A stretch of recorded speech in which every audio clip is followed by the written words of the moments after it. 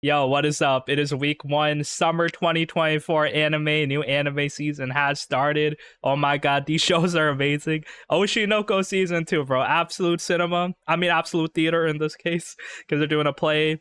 We got the new Tower of God season. Wow. So we waited less than a year for the Oshi No Ko season, yet we literally waited 4 years for Tower of God. So, I mean, I think the wait was worth it. These two shows shaping up to be some of the best this season. After that, we got a new Monogatari season. Gonna talk about that. There's some side stories there. We have some great romance shows for you lonely dudes. If you want Alya talking to you in Russian, if you want this kind of like schizo harem over here, or if you want these two kind of sociopathic detectives, then those animes are very fire. We got the continuation for NieR Automata, so yeah, doing more endings. This game is fire. This anime did have production issues in the first half, but it's part 2 looking good so far. We got the shit post NieR anime, gotta talk about that. Oh my god. We got a lot of like cool fantasy shows. We got some action shows. Elusive Samurai is pretty cool.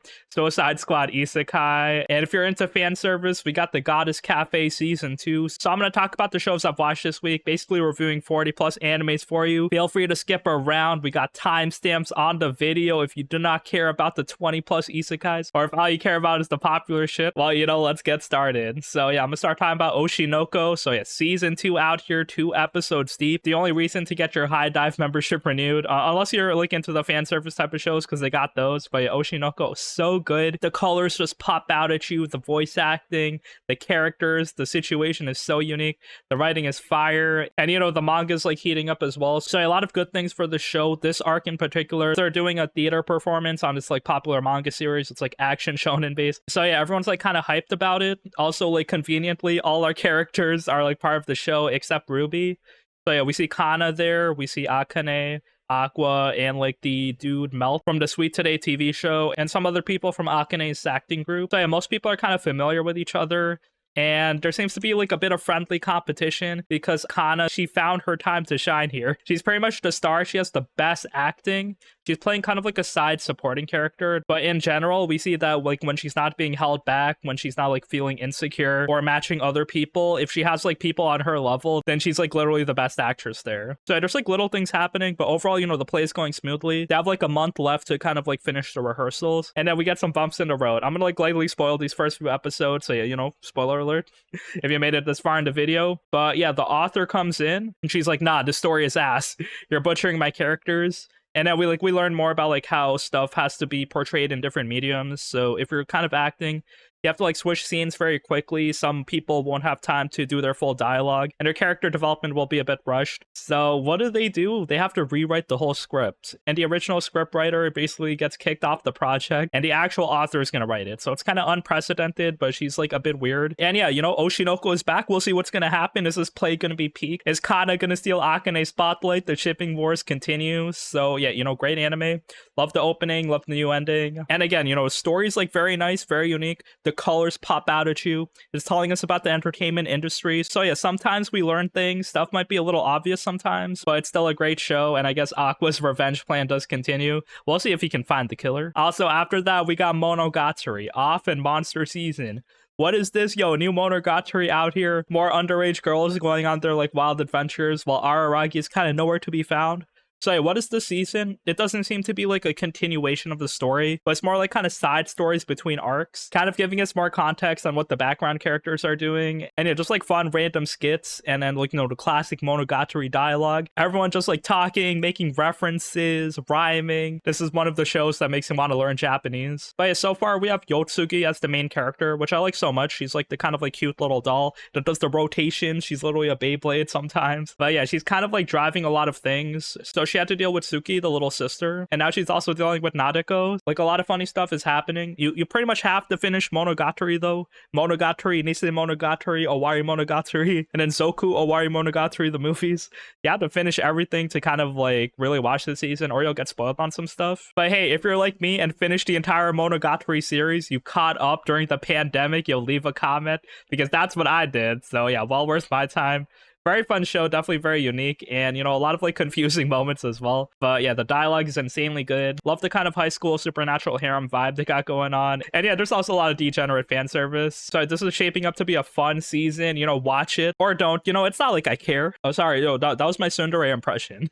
because we gotta talk about Gigi Harem or Pseudo Harem. So yeah, animes for lonely dudes is back. So we got like a great cute romance show. The premise is that the main girl joins this acting club in school, and then she kind of banters with the first dude she meets in the club, and they have like this good kind of connection going on. But then it gets a bit weird. They got like some freaky roleplay going on. Because the dude is like one day, hey, I want to be popular. He says he wants a harem. And she's like, okay, I bring the harem to you. So she uses her acting skills in full display and just like changes personality. You want the cool ice queen. You want the tsundere girl with the twin tails. You want the impish girl that'll play pranks on you. Voiced by Sayori Hayami. So she does Yor's voice acting. She has so much range here. So if you want to see Yor, if you want to hear Shinobu just like having 5-6 different voices each episode, it's so fire. So yeah, I mean, very cute romance show. I like it a lot. The animation and art style is kind of low quality, but besides that, you know, the characters talking, just like the dynamic with the main two is like pretty good. I'd say like the main girl definitely does the heavy lifting in the show. The dude's kind of only there for his reactions, and he's not very self-inserty. Like he has his own personality where he has like some wild like humor and reactions. But besides that, I guess it's kind of sad that you won't have a schizo girlfriend doing some like hot role play for you. Also, let's talk about some more romance shows. Alya sometimes confesses her feelings in Russian. Oh my god, what a peak romance show. Very simple concept, but you know, it's done very well, very cute. Basically, Alya sits next to this dude in class. She's kind of known as the Ice Queen, half Russian, and she has like this cool white hair. And basically the only dude she kind of talks to is Kuze. And then yeah, she's very attracted to him. They want to get closer. She's part of the student council. And yeah, basically he doesn't really do anything, but yeah, Alya or Alyssa, she gets like a bit flustered around him. But yeah, like whenever she gets flustered, she speaks her Russian. So yeah, my dude, he's actually been practicing Duolingo. He's fluent in Russian. Are you serious? Yeah, he had a Russian childhood friend. So he kind of like learned Russian by being with her. And now, like, Alya, when she's saying, oh, I miss you, I think you're cute, I want to get closer to you, she's speaking that in Russian, giving her true feelings there. But bro, he's so uncomfortable because he can't understand her, but he doesn't want to embarrass her. So I feel like this dynamic is going to keep happening. You know, we have 12 episodes. Hopefully it won't get old, but yeah, very cute show. I love how the power dynamic is basically shifted, and the dude is trying his best not to, like, kind of break her fantasy. Also, after that, we have Shoshimin, How to Become Ordinary. So this is a very beautiful show. The story itself, it kind of follows a mystery with like kind of very lackluster stories. Because yeah, it's just like kind of random dudes in high school just like being weird. But like the mysteries are pretty well done. They're kind of set up in like classic like murder mystery fashion where they give you like information overload. They tell you a lot of details and it's up to you to filter things out. But yeah, our main two characters, you can just wait for them to filter it out themselves. Because they're supposed to be like kind of really smart people. And they seem to be jaded. That seems to be the concept because, yeah, since the title is How to Become Normal, it looks like they solved a lot of these mysteries in middle school, and then it kind of showed them the worst part of humanity. And they're kind of like sociopaths now after seeing like the evils of humans. They're kind of like really young though, just like your first year in high school and you just like hate people. So I'm kind of waiting for their backstory to like make like a full opinion on them. But basically the show looks really good. The food especially, bro. They cooked on the food animation, pun intended. These cakes, these drinks, they're all so beautiful. So it looks like the food is the main priority in the show. But yeah, like the main two characters, we have Osanai and we have Kobato. And yeah, it looks like we'll follow like one mystery each episode as we get like, you know, characters talking. We'll probably get an explanation on why they're being like so fake and distant to like everyone else. But yeah, it looks like a barrier they're establishing. And if they don't have that barrier up, they'll probably be like very rude and cynical. And now after that, we have the new Tower of God season 2. Bro, what happened to the time? So yeah, I did not read the manhwa because I saw there was like a lot of chapters. And I was like, okay, we'll wait for season 2. I guess the waiting is well worth it, bro. Bam turns into an edgelord, my boy. But yeah, what I loved in season 1, it just felt like a good battle royal type of environment. People fighting, we have these drippy ass characters, great world building, we have like dinosaur monster people as well. And yeah, they're just like murking each other with their business casual outfits. I thought the character designs and everything was like so good. I know some people complain about the pacing, they might have cut some stuff out. I also know like people complain about the animation sometimes, but yeah, this show, I loved it a lot. You know, Rachel out there, bro, all my homies hate Rachel, we know. And basically we know Bam, he has like some type of power that like he can control energy really well. That allowed him to kind of like go through the test of the tower on the first level and kind of make a lot of friends and unite them. But Rachel kind of like pushed his ass down, almost killed him. But yeah, Bam got rescued. But now he has longer hair. He's a bit of an edgelord and looking for revenge. It looks like right now they're at floor 20 of the tower, because after that you need to pass the exam to like continue climbing up the tower. But the exam is expensive, so yeah, Bam kind of teams up with this blonde dude who's in debt. So yeah, like definitely a great funny premise so far. There's definitely like a lot of stuff, a lot of mysteries here. But yeah, that's my initial impression about Tower of God. Don't know much about this show besides, you know, the climbing a tower and the stuff that happened in season 1 like 4 years ago. And now after that, are you ready for the brain rot? We got Shikanoko Nokonoko Koshitantan. So yeah, my dear friend Noko-tan basically follows these two girls, Koshi and Shikanoko. So like Koshitan or Koshi, she's basically like, you know, the perfect girl. She's like the queen of the school, but yeah, she has like a dark secret. She's a delinquent. Shit doesn't really matter though, because yeah, once you add Shikanoko to the mix, the dear girl, shit just pops off. She's kind of like a god that just rewrites reality. She has like, no one really questions anything that happens. So yeah, pure brain rot on this level. Every comment thread about this show is literally just Shikanoko Noko Koshitantan spam. So yes, my friends, please accept it. Please return to dear. Feed them the crackers, and yeah, a lot of like crazy stuff happening. I feel like, you know, the characters will definitely make the show. But yeah, very funny show so far. I mean, it probably will get repetitive. It'll probably be overrated, but like we know this. But I mean, we'll just enjoy the brain rot while it's here. Also, yeah, there was some controversy. Gasp. But yeah, basically a few things. One, this releases in Japan around Thursday, but Crunchyroll has it on Sunday. Also, another thing, the first episode on Crunchyroll had machine translated subtitles, allegedly. But like, you know, I speak a bit Japanese, yo, Nihongo, a bit Josus. That doesn't really affect my enjoyment of the show, but it's like one kind of like unfortunate drama situation happening with the show. Also, after that, we got NieR Automata Part 2 of version 1.1a. Oh my god, yo, it's back. So yo, Part 1 did have some unfortunate production issues, but you know, Part 2, we have 2 episodes. It's very good. The video game as well, you know, play the game because that shit is an experience in and of itself. All the music is so good. Action, combat, it's nice. 2B, the android ass is there. So just like do yourself a favor, you know, play the game. But I mean, you know, watch the anime too, or watch my review of the anime.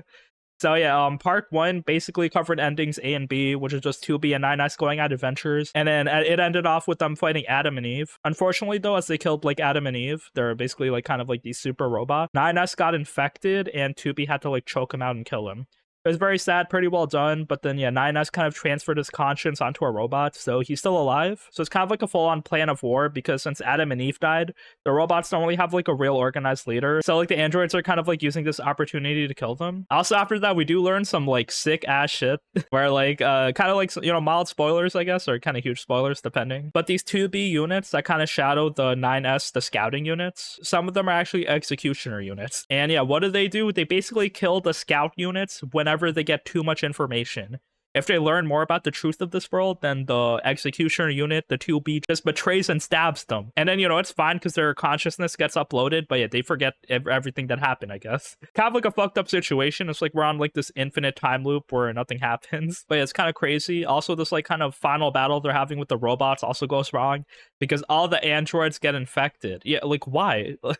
Someone had a backdoor and then they like, you know, there was like an EMP blast, they all got infected. So now all the units, even like I think 2B is like going berserk, they're just like stabbing each other. So I guess, you know, maybe 9S has to do something, we'll see. It looks like the theme so far, they're kind of like making us question like what is humanity, because like these androids feel like somewhat human, like they have like emotions, they like to get information. Also these robots are also like, you know, depending on how they're learning, like even Pascal, they're also very close to being human. So we're questioning what is humanity, like is there even a point to anything at this point? So yeah, it's like a very deep story. It looks like this anime is going to cover ending C, maybe ending E as well. Also after that, we got the Femboy Samurai, I mean the Elusive Samurai. If you heard of the 7th Prince, well, we got this first prince. And yeah, this is kind of like a historical anime based on a Shonen Jump series. But bro, the animation goes so hard. The art is like sick.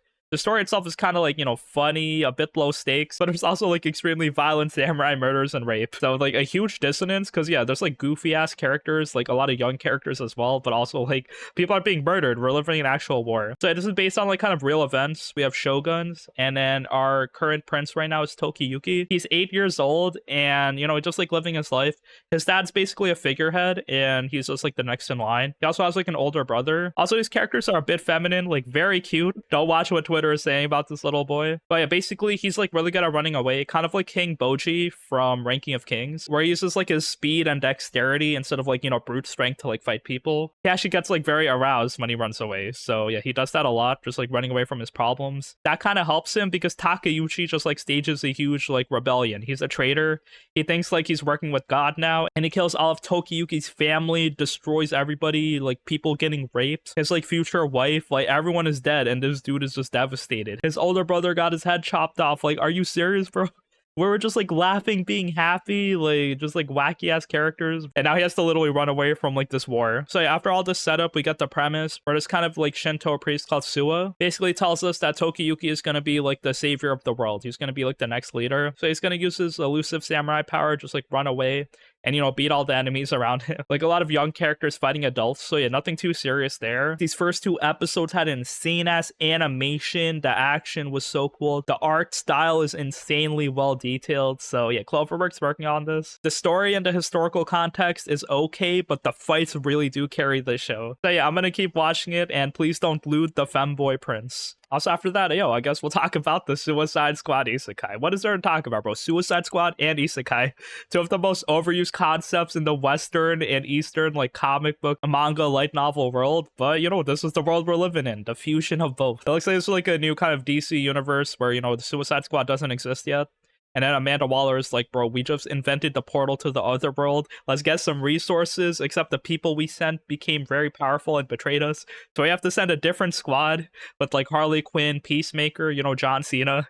He's voiced by Dio, so I mean, that's cool. There's some Clayface, who's kind of new. And then there's like King Shark. And then, you know, Deadshot, of course. So that seems to be like our main 5 group of characters. There's like Rick Flag, there's like Katana. So yeah, all these characters are kind of like appearing. You know, Harley Quinn as well, just like carrying though. You know, Harley Quinn in every Suicide Squad iteration because, you know, she prints money. So yeah, I love her character design. The Joker here is a bit like kind of funny where he's like, yeah, people hate living in this world. That's why I'll kind of like reinvent this world. But, you know, they just did a shortcut, just live in the fantasy world. I mean, Maury Calliope is singing the ending. So VTubers winning out here. So a very like kind of unserious anime. But, you know, the opening sounds pretty jazzy. It's like Cowboy Bebop, no lyrics. And, you know, some funny ass stuff happening in this DC collaboration. Has been pretty interesting. Like, they've been hit and miss like recently. But like, historically, DC animated stuff is fire. I haven't seen Batman Ninja, but I also got to watch that because there's like a second movie coming out with Batman versus the Yakuza Justice League. There's like 5 episodes out, so like basically half the anime is released already. So far it's just like kind of like dumb, goofy fun. Also, I guess we'll talk about more isekai. Dungeon people. Dungeon people. Yeah, this joke has been recycled more than that anime trope of a girl falling on a guy ass first. Like, it's not Dungeon Meshi's spiritual successor, but it's very cute. The story is nice.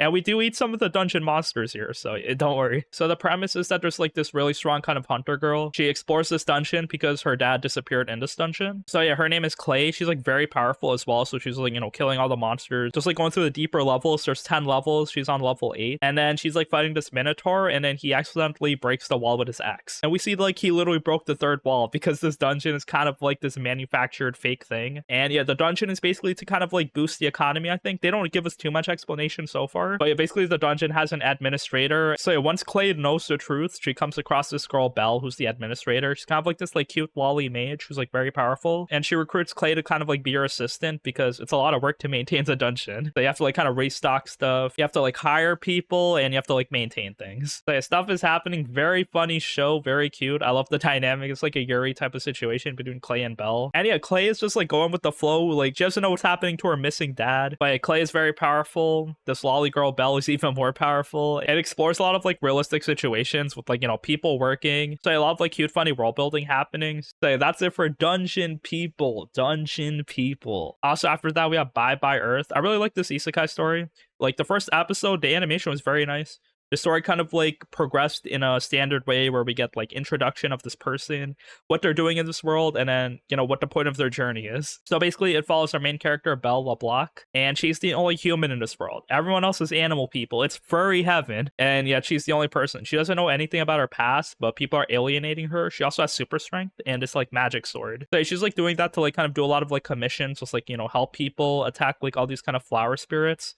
Also, it looks like being vegetarian in this world is kind of like taboo. It's weird. Also, yeah, the fact that Belle is super strong, she can also walk on water. She's literally running like Toji and Jujutsu Kaisen, fighting the first monster. So yeah, I love the animation here. But yeah, basically, Belle wants to like get closer to people. She doesn't want to feel alienated. So it looks like Belle got isekai in this world, but like her memory got wiped. So yeah, she kind of goes on a nomadic journey after like learning from her master. So this first episode had a lot of promise. You know, story's a bit standard, but yeah, it had great emotional moments, great action. So yeah, I'm kind of excited to see it unfold. Also, after that, we we have I Parry Everything. This dude parries everything. This dude out here just beating the Elden Ring DLC with his parry shield. Like, yo, I'll see you later, Radon. But yeah, basically the premise is that this dude, he wants to be an adventurer because like his parents died. And to be an adventurer, you kind of need two like really strong skills. But all his skills are low level except parry. Parry's the only combat skill he has. So that's kind of like the excuse they give him but for not being an adventurer, even though he grows like really strong and muscular, and he can parry literally like 1,000 things at once. But yeah, basically his parry skill is a bit useless because he doesn't really have any like counterattack skills, I guess. But I'm like, yo, just have him on the front lines of your party and have someone like supporting him in the back doing like the actual attacks. But nah, they don't really do that so far. And yeah, I guess like a lot of like waifus attracted to him. But basically, yeah, this dude kind of trains his parry skill and he's super strong now. So, you know, props to him. And he's pretty buff and cool and has like a sad backstory. So yeah, I guess things are working out for this guy. Also, after that, we have Wistoria, Wand and Sword. So if you've seen Mashal, you've seen Harry Potter, you've seen Seven Spellblades maybe, or maybe you didn't see that. I don't think a lot of people saw that. But basically, we have this magical world. People are in this magic school. And basically, your proficiency in magic just, like, you know, defines your worth. So yeah, our main character, Will, he's pretty smart. Like, he knows about magic concepts, but he cannot produce magic. But in exchange, he's, like, really strong and powerful, and he uses a sword to just, like, kill things in a dungeon. And basically, a lot of people are kind of, like, you know, alienating him, bullying him. I heard this show does have promise, but from the first 2 episodes, it feels very generic. I'm kind of hesitant to recommend this over all the other, like, kind of fantasy shows we have. Also, after that, we have the Ossan Adventurer. It's kind of like a trashy isekai. I don't really recommend it, but I'll talk about it very quickly. The concept is that this dude, he kind of like trains with the strongest people in the world. So he doesn't really know how strong he is because his teachers are literally masters. But yeah, he's literally stronger than anyone else. But then it's like goofy. He doesn't really know his own power. And then it's like a lot of like funny, like goofy situations where he thinks like people are stronger than him when he can easily beat them. And he's literally setting records and trying to be an adventurer. So yeah, that's the concept here. The title is basically the anime. The Ossan Newbie adventurer trained to death by the most powerful party became invincible. Oh yeah, also his name is Rick Gladiator. What a cool name, bro. So I guess that's most of the isekais worth mentioning. I know there's a few more that I skipped. I'll come back to it. Let's talk about some other shows though. Let's spice things up. So, we got Senpai and Otokonoko. Or basically, if you don't know what that means, he's kind of like a cross-dresser. Not really trans. He could be trans. We'll see. Notably, this is the anime that broke Crunchyroll. They were like, nah, we can't moderate. This shit is too toxic. Disable the comments. It's kind of sad. But yeah, I mean, the show's like pretty wholesome so far. It feels a bit weird because he's cross-dressing in school. So it's like the spotlight is focused on him. People like call him weird. I mean, it's not my place to say where you can cross-dress, but like maybe when you're out in public, nobody knows you. Maybe that'll be like a better way to like avoid all these like awkward situations. But yeah, a lot of his teachers and students avoid him. But basically our main character, her name is Makoto. He has like a best friend in Taiga. And then this girl, Aoi, just like confesses to him. And then Aoi seems to be bisexual. So she's like, I'm in love with you, senpai. But then he reveals that he's a guy. And then she's like, oh bro, I'm in love with both. Yo, I'm down. Yo, say less. So it's kind of like a friend group between those three. It seems like, you know, he's just a femboy so far, just like, you know, cross-dressing. It looks like he feels like very comfortable dressing up as a girl, but also at the same time he's being alienated. So again, bro, maybe in school is not the best option, but hey, do you, king. Also, after that, we got Days with My Stepsister. Okay, not really a D-Gen show, but it is a bit, like, boring, I guess. So yeah, the characters are kind of robotic. It's basically the concept, oh, like, the dad is like, I met this girl. She's gonna move in with us, and she has a daughter your age. And you're both in high school where your hormones and emotions are just like escalating. So basically, these two people are kind of like, they act as strangers. Like they want to be independent, self-sufficient. They don't want people to like kind of care about them or anything. Also, the main girl, she feels like a burden. So they don't really establish a friendship together. But our main girl is Saki, our main dude is Yuta. And they just have like a stranger type of relationship. They kind of talk to each other because they live in the same house. There's a lot of like cringe, edgy high school things happening. Like Saki is like, yeah, I have to dress up like this because women's only worth are either their skills, their knowledge, or their looks. So I have to be strong in both, so I don't need to depend on anyone. It's like a weird like mindset for both of them. But you know, like wholesome show so far. There's definitely gonna be like D-Gen, like relationship stuff happening, you know, borderline incest. But hey, I mean the story's cute so far. I mean, I might drop this, we'll see. But hey, if I catch up to the light novel, maybe I'll see Saki hop Tua on that thing. And maybe also we'll see if they're stuck in the washing machine. But also it's like a bit boring and edgy so far. And hey, if you want some more kind of borderline incest anime, we got like these Eskimo sisters. Love is Indivisible by twins. So a very standard concept, but I think the story was well done. Like there were no plot twists. It's basically, you know, exactly what you expect. Like these two girls are crushing over the same guy. And yeah, they're twin sisters. But then the thing is, like one of the girls asks him out and then she breaks up with him because she feels the guilt. Because she knows the other sister is in love with him. Again, it's like very standard. Animation is nothing special, but I thought the first episode was like aired very well. It kind of showed with everyone's like point of views and then their feelings. So pretty decent character moments and explanations. Again, there's probably like a lot of like degen shit gonna happen, you know, borderline incest. Maybe both of them will hawk Tua on that thing. But yeah, I really like the first episode, so I'm definitely gonna keep watching. And now we got My Wife Has No Emotion. Okay, bro, don't fuck the toast. He's fucking the toaster, isn't he? Okay, so yeah, a dude gets a robot to do his, like, you know, cleaning, his, like, cooking and stuff, his house chores. And then he, like, his backstory is so bad. This anime is, like, very... But hey, what do I know? Maybe this is life in the future. Basically, he buys, like, the secondhand robot, and then she, you know, cleans and cooks for him. And it looks like the old owner kind of, like, redid her programming, so she, like, develops emotions more easily. So the main dude, he kind of has trust issues, because I guess the one girl he asked out rejected him, so now he can't make connections with girls anymore. That should traumatize him. That one girl, like, bro, the worst she can say is no. But basically the wife is getting like very close to him. They get married in the first episode. She's like, what is marriage? Does a quick Google search in her head, and it's like, oh, wait, I guess we gotta love each other. So a lot of like uncomfortable moments. Them kind of like, you know, sleeping together and, you know, going out on walks in the park. Oh my god, bro, this story is like very bad. But hey, for the lowly dudes, maybe this is the near future. We also have Failure Frame. I became the strongest, annihilate everything with love the spells. Okay, this anime is so bad. But if I would sell you this anime, I would call it a Dark Souls combination with Arifureta, with maybe like the instant death isekai we had a few seasons ago. Okay, that's not really doing a good job selling this. But yeah, a lot of waifus in the show. Students whole school got isekai'd. This dude also like is getting bullied a lot. Like he has like a lot of trauma, and he's the weakest dude. He has E rank power. Now he's just like sent to die because weak people don't have the right to live. He's the only person this happens to. I thought the animation was fine early on, but then no, you get the CGI monsters and shit just goes downhill. This anime is literally melting before my eyes. But yeah, the anime is like really bad, literally not worth watching at all. I'd say the one thing, it has like a lot of Dark Souls similarities with the dude just like spamming the same skill over and over. And also when he kills monsters, they like literally drop souls. And if he kills like a really big monster, like a boss, it drops like a lot of souls. And then you can see like memories of the people it killed. There's also a lot of like waifus and fan service from the opening and like all the character visuals. So a very bad show, very generic story. But hey, just do what I do, watch for the big tittied women. And I guess this main dude kind of getting revenge on the haters. We also have 2.5D Seduction. So yeah, we got Dress Up Darling at Home. It's definitely a watered down version of it, not really that good. And then, you know, the fan service is just like on full display. That's an anime about cosplayers. Basically, our main dude, he's part of the manga club. He's the only member. And he's kind of like obsessed with this character, Loliel. This other girl comes in. She's like a new student. Her name is Amano. And then she just like conveniently on her first day has her Lilica cosplay ready. Such a random coincidence. And now they're just like in the manga club together. So much fan service. She's literally stripping naked in the first episode in a room and like, you know, putting the cosplay on. So no sense of shame or anything. My dude gropes the titties. She like hits him in the face with his ass, like episode 2. And she's like, wow, yo, this is like the trope. So yeah, very unrealistic girl. But I mean, hey, she kind of looks like Mash from Fate Grand Order. So that's kind of cool, you know, Mash being a cosplayer. Anyway, if you thought this one girl was a bit unrealistic, well, hey, we got 2 girls for you, and there might be 2 more, judging by the cover. So yeah, the second girl is actually this dude's kind of childhood friend that had a huge crush on him because he's like the one dude that treated her like a human being and didn't really disrespect her. So she fell in love with him. She's like an actual literal model. But since our main dude, he's like, I hate like 3D girls.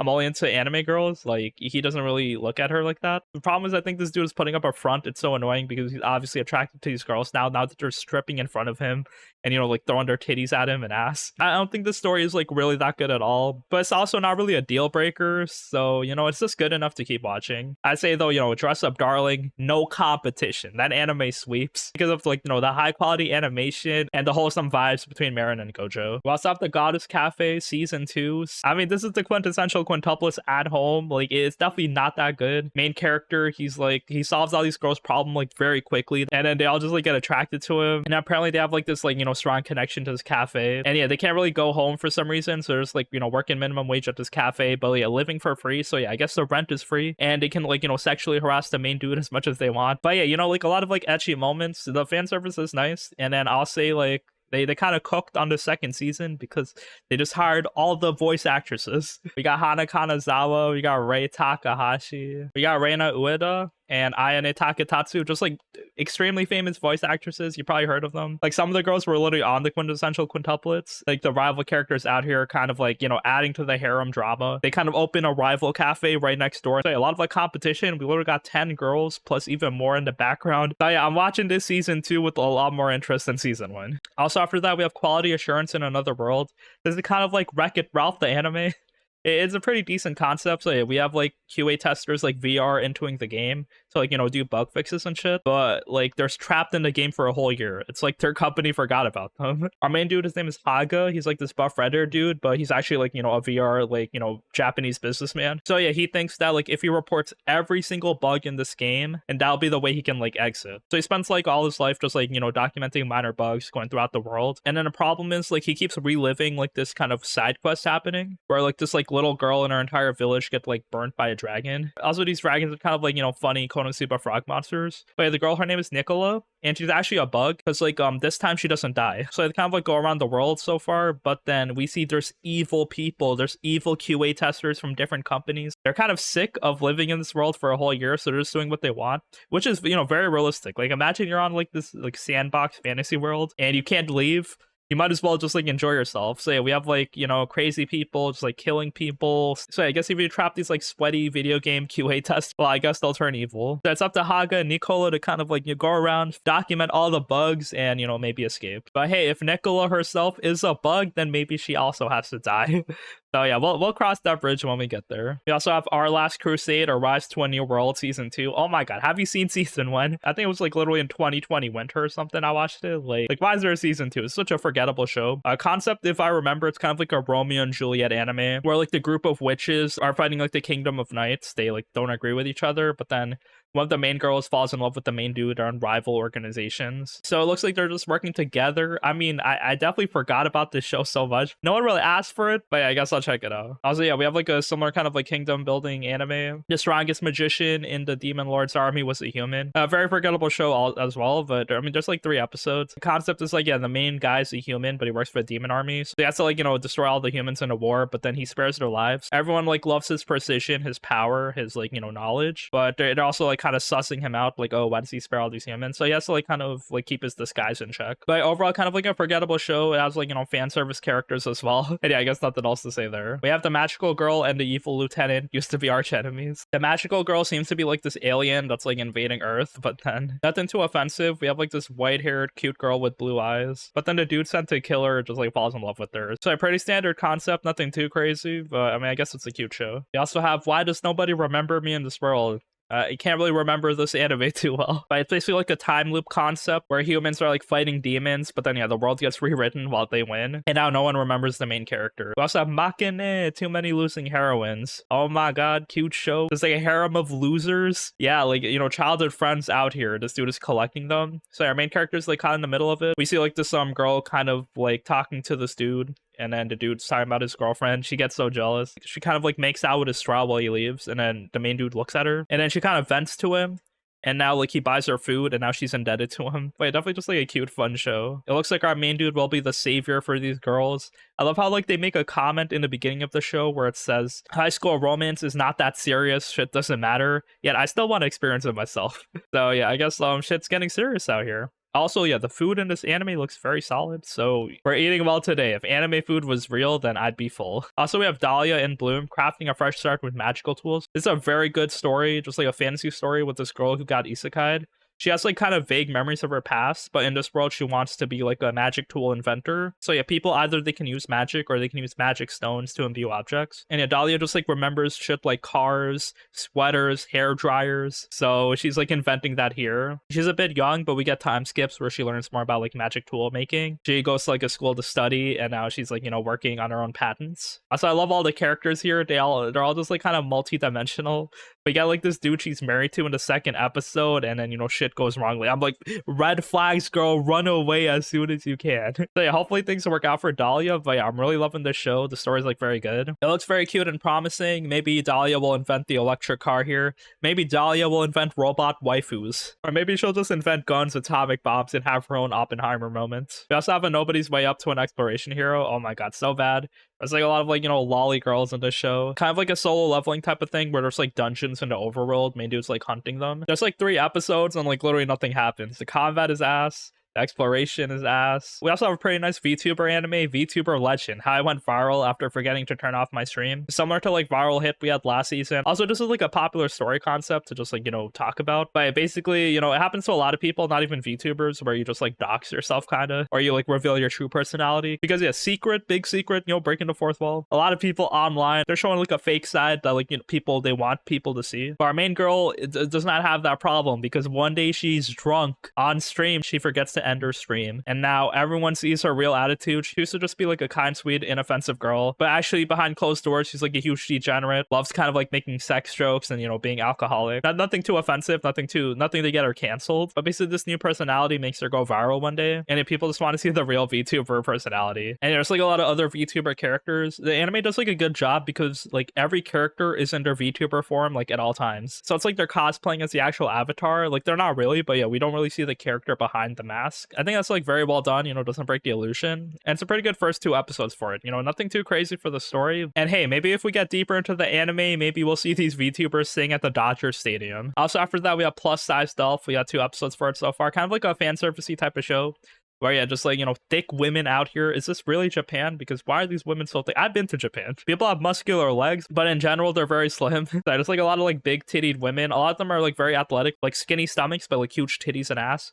But our main character, she's like this elf that's like very obese because she loves like eating french fries and shit. She's like vegetarian, but she loves the earth food. But in order to go back to her world, she has to like step into portal and be like the same weight she was when she left. Very weird requirement, like who cares? But yeah, now she has to lose weight. She learns how to lose weight. She goes back to her world, goes back to this world because she's still addicted to the food, and now that she lost weight one time, she can keep doing it. So just like a funny concept, very fan servicey. We get like uncensored nipples. Also after that we have Shy season 2. I love season 1 of Shy. It's very kind of simplistic, very kiddie show, but like a lot of the fights were very interesting because, you know, our main character Teru, or Shy, she's like solving everything with her heart. She like, you know, wants to be positive, doesn't really want to fight people, but she uses her power to like, you know, help other people's hearts. And yeah, there's like a lot of crazy villains and fights coming in. Like one villain literally has Jujutsu Kaisen type of powers where she can like rewrite reality. Also a lot of these other like heroes are like very cool in their own way. We'll see what's gonna happen. It looks like Shy has a new ally that she's gonna work with. And it looks like there's gonna be a lot more villains trying to like corrupt the hearts of these people. And we also have Mayonaka Punch, another PA Works anime. They're working on a bunch of stuff this season, but yeah, this one,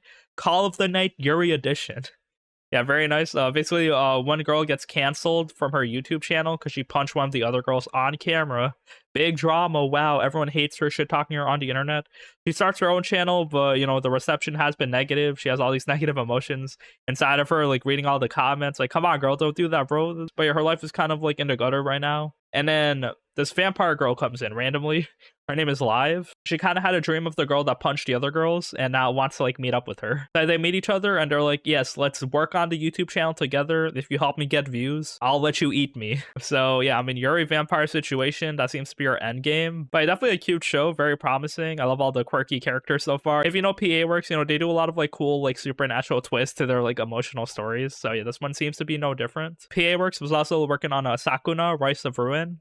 Not Sakuna. He ain't eating rice. He's probably dismantling the rice. But it's kind of like a cute show with all these lollies kind of fighting in this fantasy world where there's like demons out there. And I love Sakuna's attitude and just like commanding everything as she's like kind of going on her adventures. We also have a journey through the other world, raising kids while adventuring. It's kind of like a dude who finds like these 2 blue-haired twins and just like adopts them. So yeah, our main character is just like this black-haired normal dude that got isekai'd, and now yeah, he's just like adopting these 2 like wild-ass children that are like pretty strong. So yeah, he's taking care of them, but they're taking care of him as well. There's also Twilight Out of Focus, pretty solid boys love type of show. Looks pretty good by Studio Dean. I probably won't keep up with it, but it has like an interesting kind of like on the nose type of story where the main dude is gay, but he can't really tell anyone he's gay. But he's kind of starring in a high school movie about being gay. So yeah, there's like drama going on with the main 2 characters. And that's pretty much it for the new shows I watched this season. I might have missed like a handful of them, but yeah, those are the ones that stuck out to me. You know, like over 30 animes. We're not finished yet though. We got the continuations from last season. We got Slime season 3 coming in. So I guess less meetings, more adventuring, more fun, kind of like world building and fighting, hopefully. We have My Hero season 7 coming in.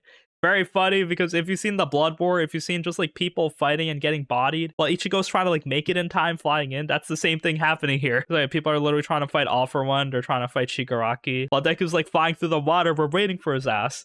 Why do all the shonens gotta do that? But yeah, I've been loving season 7 so far. You know, I guess like a lot of cool shit will definitely happen. We just gotta see. Also the Spice and Wolf remake. So yeah, we have 25 episodes coming in, and you know, just like cute adventures, our wolf waifu Hollow didn't leave us this season. There's a lot of other shows coming in. Those are my main focuses. I think Dead Demons, DDD Destruction as well. And it looks like we're just like questioning our humanity watching this anime. So yeah, very solid show. And yeah, again, that's it for the anime this season. Thank you for watching. Thank you for keeping up with me.